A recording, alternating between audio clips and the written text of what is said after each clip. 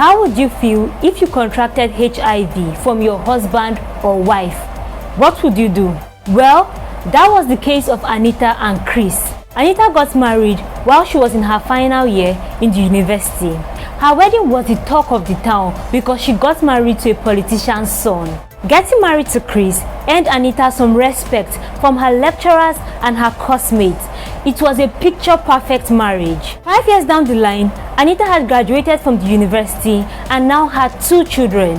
In the church and in the society at large, Anita and Chris were serving couple goals to so many young people. At some point, Anita started noticing recurrent infection, tiredness, rashes, sore throats, night sweats, and some other symptoms.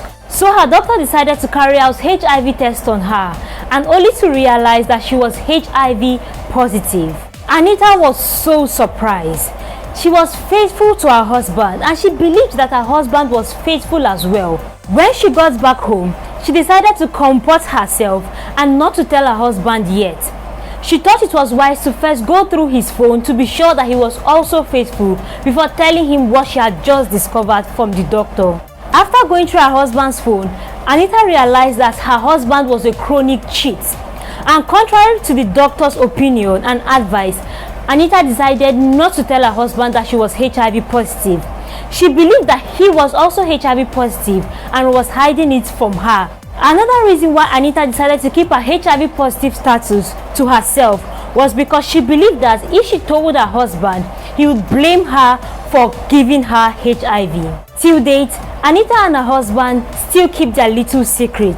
And yes, HIV is still a thing, which is one of the reasons why we keep singing avoid unprotected sex. If you feel like you're at high risk of exposure to HIV, then maybe you should speak to your doctor about PrEP or just askNivi. askNivi has support content for those living with HIV.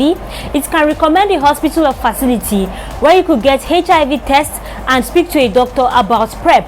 And don't worry about the stigmatization.